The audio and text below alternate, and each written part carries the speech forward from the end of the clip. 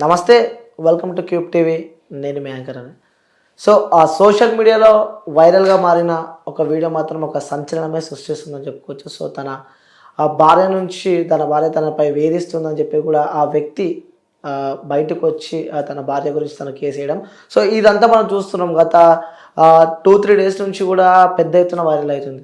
అసలు దీనికి సంబంధించి అసలు వాస్తవంగా ఏం జరిగింది, సో అక్కడ సంఘటనకు సంబంధించి కూడా ఆ ఎఫ్ఐఆర్ కూడా ఫైల్ అయినట్టు కూడా మనకైతే సమాచారం వస్తుంది. సో వాస్తవానికి ఏమని చెప్పి ఆ ఎఫ్ఐఆర్ ఫైల్ అయిందో కూడా మనతో మాట్లాడడానికి శివప్రసాద్ గారు ఉన్నారు. సో ఏదైతే ఆ విక్టిమ్ ఉన్నాడో వ్యక్తికి సంబంధించిన ఆ ఫ్రెండ్ అనమాట. సో తనతో మాట్లాడి అసలు వాస్తవంగా ఏం జరిగింది, సో ఎఫ్ఐఆర్లో ఏమని వాళ్ళు పెట్టారో కూడా తెలుసుకునే ప్రయత్నం అయితే చేద్దాం. సో అన్న నమస్తే.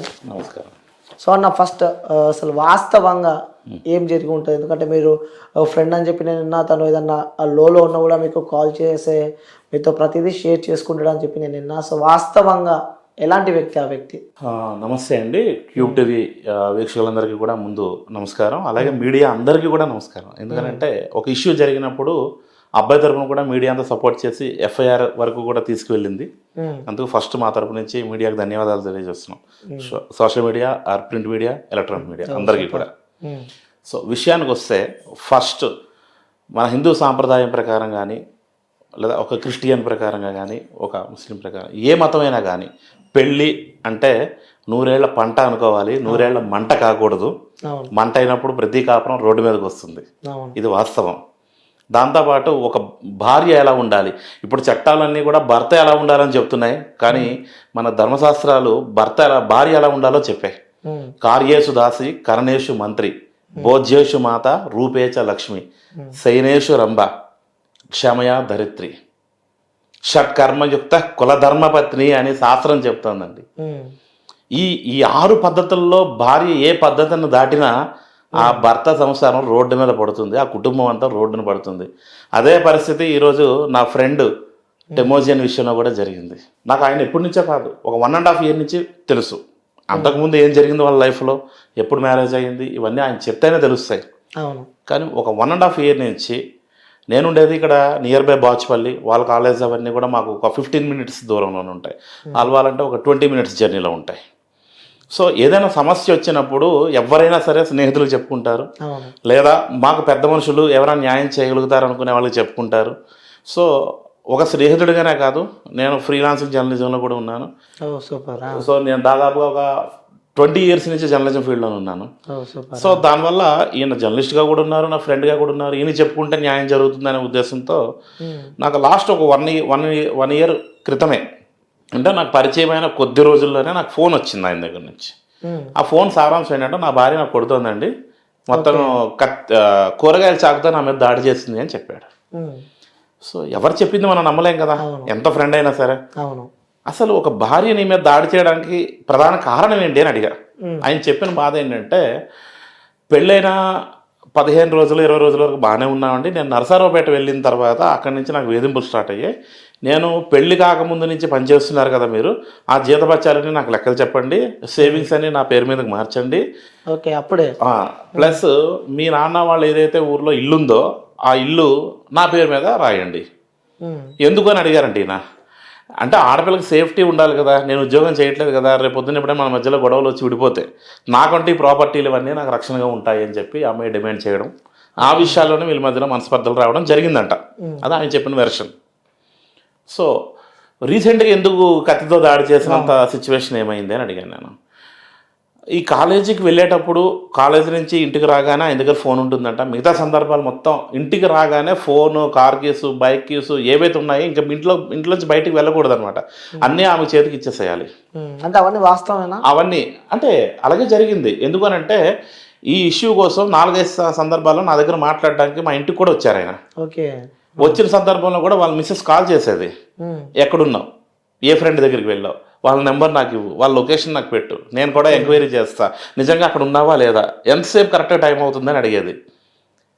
అడిగితే ఈయన చెప్పేవాడు, పాపం నాకు వేరే ఫ్రెండ్ దగ్గరికి వచ్చాను, అంటే ఇలా లీగల్ సపోర్ట్ తీసుకున్నామంటే ఏ భార్య ఇదవుతుంది కదా, అందుకని వేరే ఫ్రెండ్ దగ్గరికి వచ్చాను నేను అని చెప్తూ ఉంటే, సరే ఎంతసేపు పడుతుంది, 1 hour కదా, 150 rupees పంపించు, నేను ఇంట్లో ఏమైనా కొనుక్కుంటాను. మళ్ళీ కరెక్ట్ 1 hour తర్వాత మళ్ళీ ఫోన్ చేసింది అమ్మాయి. ఓకే. మళ్ళీ ఫోన్ చేసి మళ్ళీ ఎంతసేపు పడుతుంది 1 అవర్ అని చెప్పి ఇంకా రాలేదు అని అంటే ఇంకొక 1 అవర్ పడుతుంది, లేట్ అవుతుంది. ఓకే, నువ్వు వచ్చిన తర్వాత ఆ ఫ్రెండ్ నెంబరు లొకేషన్ నాకు ఇవ్వు, ఇంకో 1 అవర్ అన్నా కనుక 250 పంపించు. అదే మరి అంటే 150, 250. నేను అదే అడిగాను ఈ అబ్బాయికి, ఇప్పుడే కాదు సార్ 4:30 కల్లా నేను ఇంట్లో ఉండాలి, ఇన్ కేస్ కాలేజీలో అటైనా ఇటైనా ట్రాఫిక్ ఉన్నా 5 కల్లా ఇంట్లో ఉండాలి, 5 దాటిన తర్వాత ఎన్ని గంటలు బయట ఉంటే అన్ని గంటలు నేను ఫైన్ కట్టాల్సిందే మామిడిగా అని చెప్పాడు. ఫైన్. ఓకే. సరే, అదొక ఇదైతే ఈ అబ్బాయి మీద ఒక 1 year క్రితం అటాక్ జరిగినప్పుడు నాకు ఫోన్ చేసినప్పుడు ఇవన్నీ అడగడం జరిగిందనమాట. అయితే ఆ సందర్భంలో నేను చెప్పాను, అటాక్ చేసింది కదా, అనుమానంతో చేసింది అంటున్నారు కదా, మీ ఇద్దరి మధ్యలో మనస్పర్ధలు ఏమైనా ఉండేవ్వండి, ఫస్ట్ మీరు చేయాల్సిన పని 100 డయల్ చేయండి, లేదా పోలీస్ స్టేషన్కి వెళ్ళి కంప్లైంట్ ఇవ్వండి అని చెప్పాను. ఆ రోజు కూడా 100 డయల్ చేస్తే ఎవరు స్పందించలేదు. అవునంట. అవును. మళ్ళీ నాకు చెప్పాడు, సార్ ఫోన్ ఎవరు ఎత్తట్లేదని. పోలీస్ స్టేషన్కి వెళ్ళండి అన్న. మాకు ఎక్కడ వస్తుందో తెలియదు సార్ పోలీస్ స్టేషన్ అన్నాడు. మీరు ఉంటున్న ఏరియా ఎక్కడంటే సూర్యనగర్ అని చెప్పాడు. మీకు దగ్గరలో అల్వాల్ పోలీస్ స్టేషన్ వస్తుంది, ఎందుకంటే నేను జర్నలిజం ఫీల్డ్లో ఉన్నాను. ప్రతి ఏరియాకి ఆ ఏరియా పోలీస్ స్టేషన్ ఎక్కడ ఉంటుందో నాకు తెలుసు. సో కనుక అల్వాల్ పోలీస్ స్టేషన్కి వెళ్ళండి అని వెళ్ళారు. మరి అప్పుడున్న ఆఫీసర్స్, మరి ఇప్పుడున్న వాళ్ళు ఒకటా కాదా అనేది నాకు తెలియదు, ఎందుకంటే ట్రాన్స్ఫర్స్ అవుతూ ఉంటారు, ఇవన్నీ అవుతూ ఉంటారు. ఇది 1 year క్రితం జరిగింది కనుక అప్పుడు ఈయన వెళ్ళి రిటర్న్గా కంప్లైంట్ ఇస్తే కంప్లైంట్ తీసుకొని లోపల పెట్టుకొని వాళ్ళు అన్నమాట ఏంటంటే, కేవలం భర్త అంటే ఇవన్నీ నీ భార్య కొట్టిందని సాక్ష్యాలు లేవు, గ్యారంటీ లేవు, ఈసారి ఎప్పుడైనా కొడితే సీసీ కెమెరాలు పెట్టుకో, లేకపోతే ఏదైనా సీక్రెట్ కెమెరాలు పెట్టుకో. ఆయన ఫోనే ఆయన దగ్గర ఉండదు, ఆవిడ హ్యాండ్ ఓవర్ చేసుకుంటుందంటే ఇంకా సీసీ కెమెరాలు ఎక్కడ వస్తాయి, ఫోన్లో రికార్డింగ్స్ ఎక్కడ వస్తాయి? అవును, వాస్తవమే అది. అవునా కదా? ఇదే సిచ్యువేషన్ అప్పుడున్న ఆఫీసర్స్తో కూడా నేను కూడా ఫోన్ చేసి మాట్లాడాను, నేను జర్నలిస్ట్ అండి, ఇలా హెల్ప్ చేయండి అని. ఓకే, మీరు కూడా కాల్ మాట్లాడితే అప్పుడు కూడా వాళ్ళు ఏమన్నారంటే, లేదండి అసలు అబ్బాయిలు కేసు పెడితే తీసుకునేది లేదు, బలమైన సాక్ష్యాలు ఉంటే అప్పుడు వస్తాయి, లేదా అలాంటి దాడిలో ఈయన ఏమైనా చనిపోతే కేసులు అవుతాయి, అవి ఏవి జరగలేదు కనుక ఇవన్నీ వాళ్ళ భార్య కొట్టిందని గ్యారంటీ లేదు కనుక మేము తీసుకోము. ఇన్ కేస్ ఆ అమ్మాయి కనుక వచ్చి ఇప్పుడు నాకు నా భర్తకు గొడవ అయింది, నా భర్త వాళ్ళు వేధిస్తున్నారంటే మీ అందరినీ, నిన్ను, మీ అమ్మగారిని, మీ నాన్నగారిని ఎంతమంది పేర్లు రాస్తే అంతమందిని జైలుకి పంపిస్తాం, మీకు చట్టాలు లేవని చెప్పి అంటే అదే న్యాయం చెప్పారు. చెప్పినప్పుడు ఇంకా నేను ఏదైనా లీగల్గా మాట్లాడదామంటే, హూ ఈజ్ దిస్, నువ్వెవరు?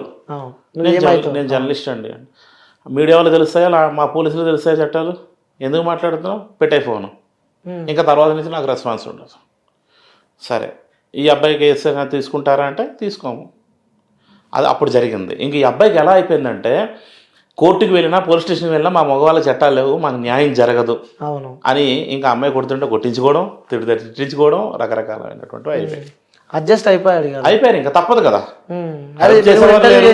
సమాజంలో మాకు చట్టాలు లేవనుకున్నప్పుడు పోలీసు అంటే రక్షించాల్సినటువంటి పోలీసులే రక్షణ కల్పించినప్పుడు ఎవరి దగ్గర పోతాడు, ఆయన బాధను ఎవరి దగ్గర చెప్పుకుంటాడు, కనుక భరించాల్సినటువంటి పరిస్థితి అక్కడ క్రియేట్ అయ్యింది. అంటే ఇంటర్వ్యూ చేసే క్రమంలో కూడా ఆ వ్యక్తి నాతో చెప్పే మాటలు భరిస్తుండేనేమో, భరిస్తున్నాడు. కానీ ఆ భరింపుకి కూడా ఒక హద్దు ఉంటుంది.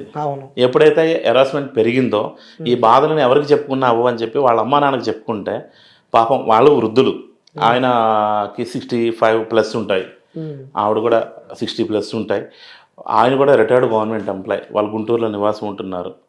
వాళ్ళు ఏం చేశారంటే, మా అబ్బాయికి ఇలా జరుగుతుంది, మా మీద ఇలా అన్యాయంగా జరుగుతుంది, మా మీద ఇలా దాడులు చేస్తున్నారు, మా మీదే కేసులు పెట్టే ప్రయత్నం చేస్తున్నారు, మమ్మల్ని బ్లాక్మెయిల్ చేస్తోంది అని చెప్పి ఒక కంప్లైంట్ని ప్రిపేర్ చేసి, వాళ్ళు గుంటూరులో ఉంటున్నారు కనుక అరండల్పేట పోలీస్ స్టేషన్కి, ఆర్డీఓ గుంటూరు, డిస్ట్రిక్ట్ కలెక్టర్ గుంటూరుకి, అలాగే ఇక్కడ సైబరాబాద్ కమిషనర్కి, ఇక్కడ పేట్బాయ్ షేర్బాగ్ ఏసీపీకి, ఇక్కడ సర్కిల్ ఇన్స్పెక్టర్ SHO ప్రజెంట్ ఈయన ఉన్నారు కనుక మన అల్వాల్ పోలీస్ స్టేషన్కి ఒక రిజిస్టర్ పోస్ట్ ద్వారా ఒక కంప్లైంట్ పంపించడం జరిగింది.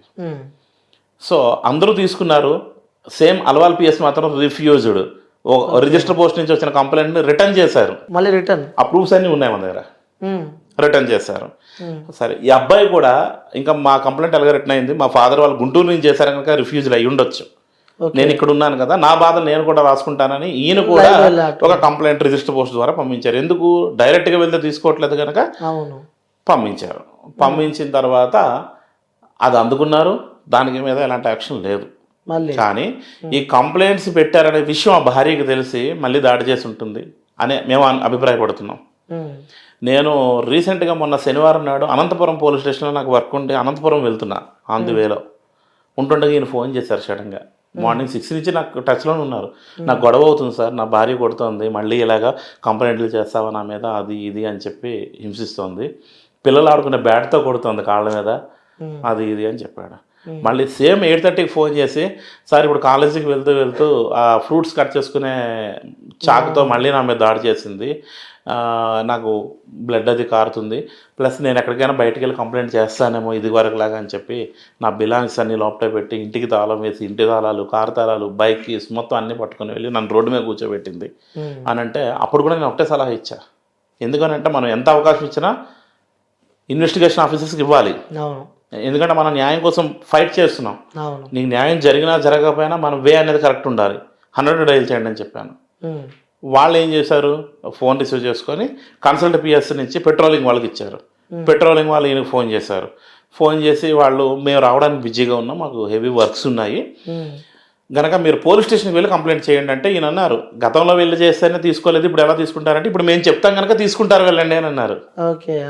ఒకవేళ వాళ్ళకి ఇన్ టైంలో స్పందించి ఆ సీన్ ఆఫ్ ఎఫెన్స్లోకి వచ్చి ఉంటే నిజంగా భార్య కొట్టిందా, నిజంగా భార్య చాక్తో దాడి చేసిందా లేదా అనేది ఎవిడెన్సెస్ కలెక్ట్ చేసుకునేవారు, దొరికేవి. వాళ్ళు స్పందించి రాలేదు. ఈయన పోలీస్ స్టేషన్కి, ఎందుకంటే బండి లేదు, కారు లేదు, బయటకు వచ్చి పబ్లిక్ ట్రాన్స్పోర్ట్ను ఆశ్రయించి పోలీస్ స్టేషన్కి వెళ్ళేటప్పటికి కొంచెం టైం పట్టింది. వెళ్ళగానే అక్కడ ఇన్స్పెక్టర్, అదే సిఏ గారు లేరు, ఆయన రిసీవ్ చేసుకున్నారు. ఆయనకి కూడా నేను ముందు తీసుకుని ఉన్నారంట కేసు. నేను ఫోన్ చేశాను, నా ఫోన్ నుంచి ఎస్ఐ గారికి ఫోన్ చేసి, సార్ ఆయన భార్య అటాక్ చేసింది, అటెంప్ట్ మాట జరిగింది, దయచేసి కేసు తీసుకోండి అని చెప్తే, ఒక మీడియా పర్సన్ కనుక తప్పదని కేసు తీసుకొని ఎక్నాలజ్మెంట్ ఇచ్చారు. ఇది 18th నాడు ఎక్నాలజ్మెంట్ ఇచ్చారు. అయితే ఈయనకి కంప్లైంట్ రాయమంటే ఒక పక్క గాయాలు తగిలి ఒంటి నిండా గాయాలుండి రక్తం కారుతున్నటువంటి వ్యక్తి ఆ కాన్సెన్స్లో ఏం రాస్తాడండి కంప్లైంట్? నాకు పెళ్ళయింది, 7 సంవత్సరాల నుంచి నా భార్య వేధిస్తుంది, ఇప్పుడు కొడుతుంది, ఇలా దాడి జరిగింది, నా ప్రాణాలు రక్షించండి అని రాశాడు కంప్లైంట్. అంటే స్టేషన్లో రైటర్స్ ఉంటారు కదా, అసలు వాళ్ళు పట్టించుకోవట్లేదు. ఫస్ట్ అబ్బాయి కేసు అంటేనే ఇంకా మనం ఏదో ప్రెజర్ తెచ్చామని చెప్పి ఏదో నువ్వు రాసి ఇయ్యానంటే ఆ కాన్సెన్స్లో ఏం రాయాలో ఏం చేయాలో తెలియక, ఒక అంటే ఎప్పుడు ఇలాంటి స్థితిని ఎదుర్కోలేదు కదా, పోలీస్ స్టేషన్స్, కోర్టులో అబ్బాయికి తెలియవు కదా, కనుక ఆ అబ్బాయి కంప్లైంట్ రాశాడు. అది ఎంట్రీ చేసి ఇంకా రిసిప్ట్ ఇచ్చారు. ఇచ్చిన తర్వాత దీని మీద యాక్షన్ తీసుకోండి అని అడిగితే ఈవినింగ్ దాకా కూర్చోబెట్టారండి అబ్బాయిని పోలీస్ స్టేషన్లో, ఈవినింగ్ దాకా. అప్పుడు నాకు ఫోన్ చేసి, నాకు రక్తం కారుతుందండి, ఒళ్ళంతా నొప్పులు వస్తున్నాయి అని అంటే, నేను ఎస్ఐ గారికి మళ్ళీ ఫోన్ చేశా, సార్ నేను మీడియా అండి, నేను ఒక ఫ్రీలాన్స్ జర్నలిస్ట్, నేను సరే ఇప్పుడు ప్రజెంట్ నేను వర్కింగ్లో లేకపోవచ్చు జర్నలిస్ట్గా, నేను ఒక 15 years నేను చేశా, నేను నా దీంతో చెప్తున్నాను, అబ్బాయికి మెడికల్కి పంపించండి అని అంటే ఏమన్నారు తెలుసా, మెడికల్కి పంపించడం మా బాధ్యత కాదు, మీరే వెళ్ళండి. ఏ హాస్పిటల్కి వెళ్ళాలని అడిగా, మీకు నచ్చిన హాస్పిటల్కి వెళ్ళండి. సరే, రష్ హాస్పిటల్కి వెళ్ళాడు, పక్కనే ఉంటుందని, అక్కడి నుంచి ఎమ్మెల్సీ చేయించుకున్నాడు. వాళ్ళు క్లియర్గా రాసిచ్చారండి, ఇది భార్య అంటే ఈయన చెప్పారు కనుక భార్య, వైఫ్ ఒక చాకుతో, షార్ప్ చాకుతో కట్ చేస్తేనే అలా కట్ అవుతాయి అని చెప్పి డాక్టర్స్ ఇచ్చినటువంటి ఎమ్మెల్సీ కాపీ. ఇది కూడా మనం ఎస్ఐ గారికి ఇవ్వడం జరిగింది ఆ రోజు. 38 years old ఇస్తే, సరే మీ భార్యకి ఫోన్ చేస్తామని చెప్పి ఆవిడకి ఫోన్ చేశారు. పోలీస్ స్టేషన్కి కోతవేట దూరం, అంటే ఒక 5 నిమిషాలు వాక్బుల్ డిస్టెన్స్లో ఉన్న వీళ్ళ ఇల్లు. నేను ఇంట్లో ఉన్నాను సార్, నేను ఇప్పుడు రాలేను, నా మండే వస్తానంటే 3 రోజులు అవకాశం ఇచ్చారండి ఆ అమ్మాయికి పోలీసులు. 3 రోజులు అవకాశం ఇచ్చారు.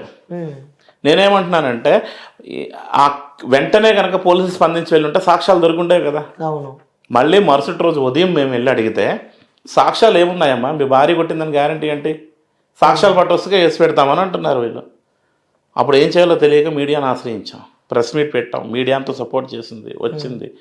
అప్పుడు నిన్న ఆ అమ్మాయిని కూడా పిలిపించారు. అమ్మాయి వాళ్ళ బంధువుల్ని, వాళ్ళని, వీళ్ళని అందరినీ పట్టుకొచ్చి, ఎవరో వాళ్ళ తాతయ్య రామకృష్ణ గారు అంటండి, వాళ్ళ తాతయ్య ఎక్కడ ఉంటారో మాకు తెలియదు, ఆ పేరు పోలీసులు చెప్తారో నాకు తెలిసింది ఇప్పుడు. ఎవరో వాళ్ళ పేరు రామకృష్ణ గారంట.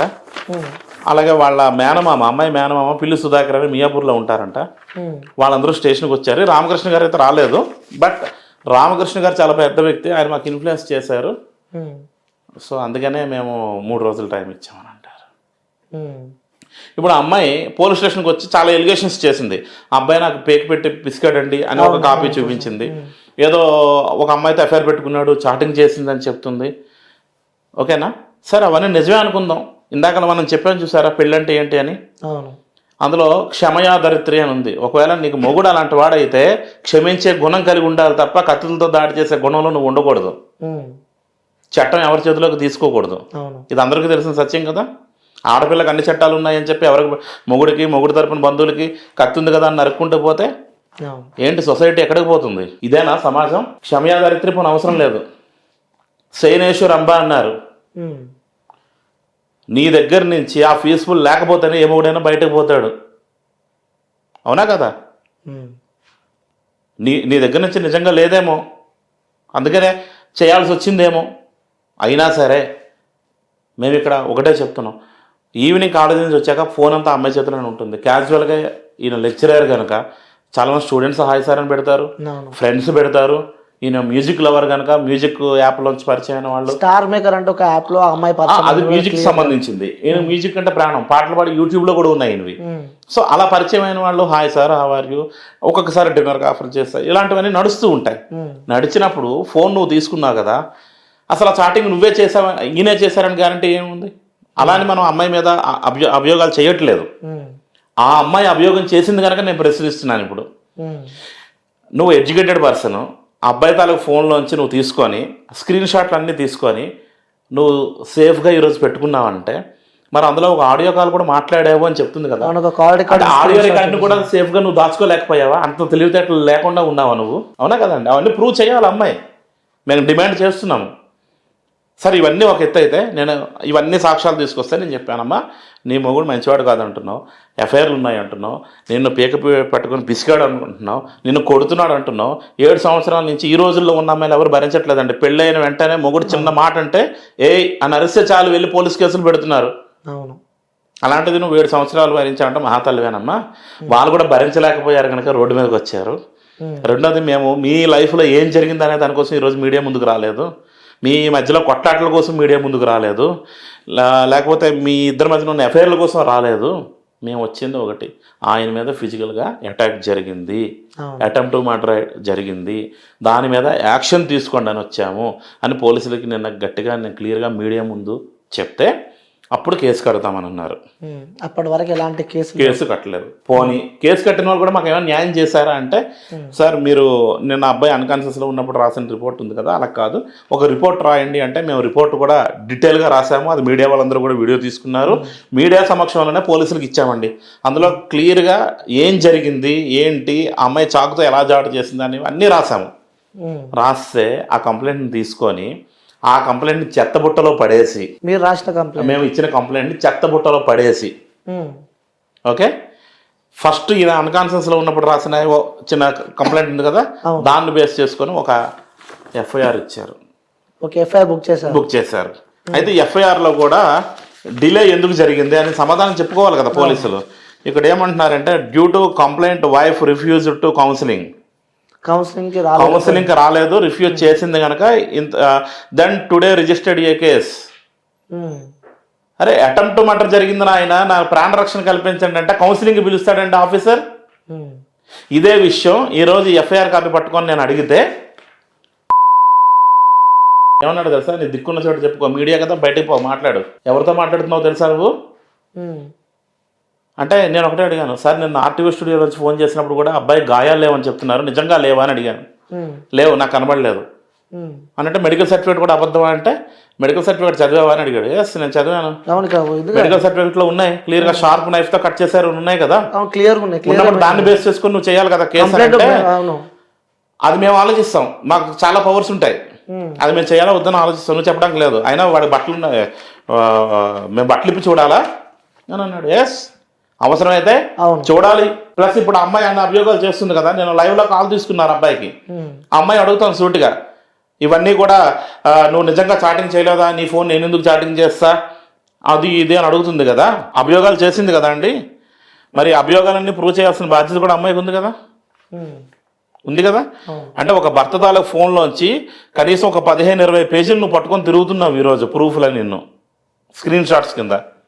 మరి ఆడియో రికార్డును కూడా నువ్వు రిలీజ్ చేయి. అది నువ్వు మాట్లాడావా, నీ audio అన్నదమ్ములతో record, మాట్లాడించావా, screenshot పరంగా ఉంది. నీ మొగుడే మాట్లాడాడో తెలుస్తుంది కదా. ఉమ్.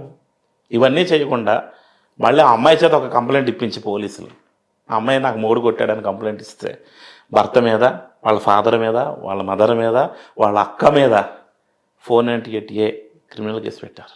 బా. రెండోది, ఇప్పుడు ఈయన క్యారెక్టర్ మీద ఆమె మీడియా ముందుకు వచ్చి మాట్లాడుతుంది కదా. క్యారెక్టర్ కోసం మాట్లాడాలంటే అది నా క్లయింట్, ఈ అబ్బాయి మాట్లాడాలి, నా ఫ్రెండ్ మాట్లాడాలి. ఆయన ఇచ్చిన కంప్లైంట్ 18వ తారీఖు మీకు ఇచ్చిన రిసిప్ట్ చూసారా? అదే కాదు, దానికి 4 రోజుల ముందు రిజిస్టర్ పోస్ట్ పంపించాడు ఆయన.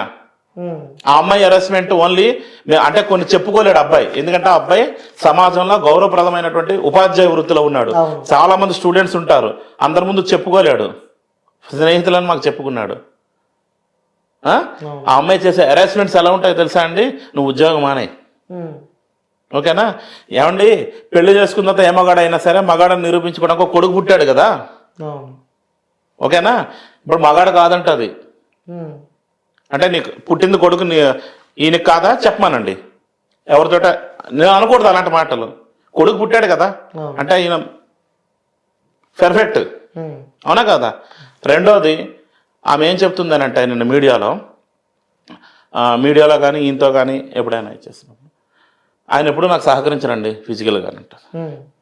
మేము అది ఇప్పుడు గొడవ అవుతుందని చెప్పట్లేదండి. ఈ దాడి జరగడానికి 4 రోజుల ముందే పోలీస్ స్టేషన్లో ఈయన చేసిన కంప్లైంట్లో క్లియర్గా రాశారు. అందులో ఈ రోజుల్లో ఉన్న ఒత్తిడికి మ్యాక్సిమం ఒక భార్యని భర్త కానీ భర్తని భార్య కానీ సాటిస్ఫై చేయాలంటే 1 or 2 అంటే ఒక రోజులో 1 or 2 సార్లు ఎవరైనా ఆనందంగా ఎంజాయ్ చేస్తారు. రోజంతా అదే పని కావాలంటే ఎక్కడి నుంచి చేస్తాడండి ఏమగాడైనా? సెక్సువల్గా హెరాస్మెంట్ ఎంత పిచ్చి అంటే అది నేను చెప్పకూడదు. ఒక ఆడపిల్ల మీద ఇలాంటివి చెప్తున్నారని మళ్ళీ మహిళా సంఘాలన్నీ మన ఇంటి ముందుకు వచ్చి కూర్చుంటాయి. అవన్నీ ఇప్పుడు అభియోగం చేయడం కాదండి, ఈ కంప్లైంట్ ఇవ్వడానికి ముందు, ఈ దాడి జరగడానికి ముందు 4 రోజుల ముందే ఆ వివరాలన్నీ కంప్లైంట్లో రాసి పోలీస్ స్టేషన్కి పంపించడం జరిగింది. రిజిస్టర్ పోస్టులు ఇస్తే యాక్షన్ తీసుకోరు, డైరెక్ట్గా పోతేనేమో యాక్షన్ తీసుకోరు. మళ్ళీ అమ్మాయి పెట్టిన కేసు, నిన్న మధ్యాహ్నం పెట్టిన కేసుని హడావుడిగా ఎఫ్ఐఆర్ చేసి అందరినీ ఇరికించారు కేసులో. 3 రోజుల నుంచి ఒక అబ్బాయి మీడియా ముందుకు వచ్చి, రోడ్డు మీదకి వచ్చి, అక్కడికి వచ్చి, ఇక్కడికి వచ్చి ఇన్ని చేస్తే ఇలాంటి ఎఫ్ఐఆర్లా అండి? కనీసం కంప్లైంట్లో ఎక్కడా కూడా మీరు ఎఫ్ఐఆర్ చదవచ్చు ఈ కాపీలో, అంటే ఇన్సిడెంట్ ఎలా జరిగింది, ఏం జరిగింది అన్నీ రాయాలి, ఓకేనా? ఇక్కడ రాసిన మ్యాటర్లో ఎక్కడా కూడా ఈయన కంప్లైంట్ ఇచ్చాడు కనుక చేయాలి కనుక చేసామంతే, ఇన్వెస్టిగేషన్ చేసామని ఎక్కడ కౌంట్ అవ్వలేదు. నేను అడుగుతున్నా, నిజంగా మీరు ఇన్వెస్టిగేషన్ చేస్తుంటే, స్పందించుంటే స్పాట్లో సాక్ష్యాలు దొరికేవి కదా. ఈరోజు సాక్ష్యాలు లేవని చెప్పి మా కేసును నీరుగార్చే ప్రయత్నం చేస్తున్నది ఒక ఆఫీసర్. మా డిమాండ్ ఏంటంటే సస్పెండ్ చేయాలి, నిర్లక్ష్యం వహించారు. ప్లస్ ఆయన మీద కూడా ఇప్పుడు మేము కేసు పెడుతున్నాము, ఎస్ఐ పైన పెడుతున్నాం. అదే స్టేషన్లో పెడతామా, కమిషనర్ దగ్గర పెడతామా అనేది ఇంకా నిర్ణయించుకోలేదు. ఇప్పుడు అదే స్టేషన్లో పెడితే న్యాయం జరగదు. సో మేబీ సైబరాబాద్ కమిషనర్ ఆఫీస్కి వెళ్తాము, కమిషనర్ గారికి ఈ బాధ అంతా చెప్పి ఎస్ఐ మీద చర్యలు తీసుకోండి అని చెప్పి నేను కంప్లైంట్ కూడా ఇవ్వడం జరుగుతుంది ఈరోజు. ఎందుకంటే ఇవంతా కూడా